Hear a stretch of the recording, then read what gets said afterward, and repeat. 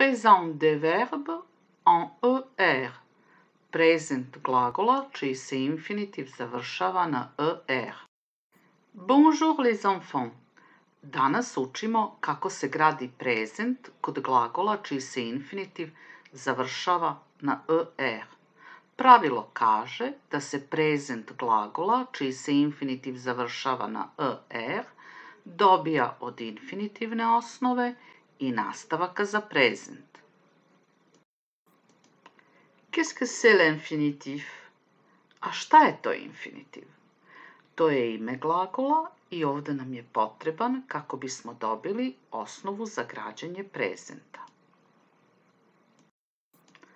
Osnovu za prezent dobijamo tako što od infinitiva odbijemo infinitivni završetak er, kao na primjer danser, ovo je infinitiv, odbijemo er i evo naše osnove za građenje prezenta.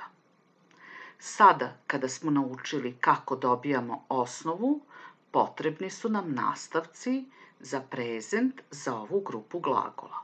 Svako lice ima svoj nastavak. Kada nastavke dodamo na dobijenu osnovu, napravili smo prezent.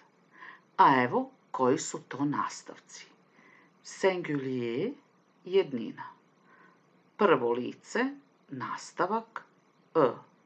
Drugo lice jednine, es.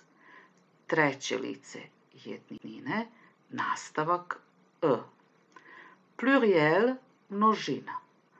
Prvo lice množine, nastavak ons.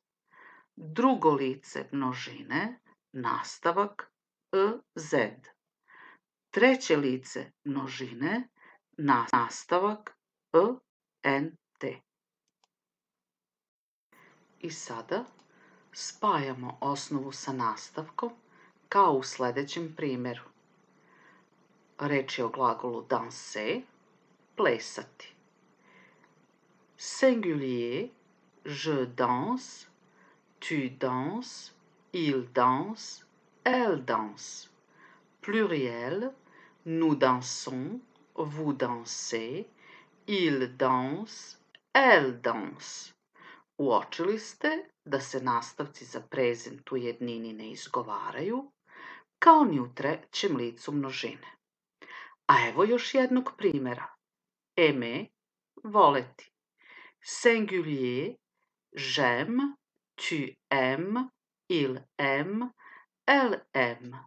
Nous aimons, vous aimez, ils aiment, elles aiment. Faites attention, obratite pažnju. Pošto glagol aimer počinje sa oglasnikom u prvom licu jednine ž, gubi se e i stavlja se apostrof. Merci de votre attention. Bonne chance.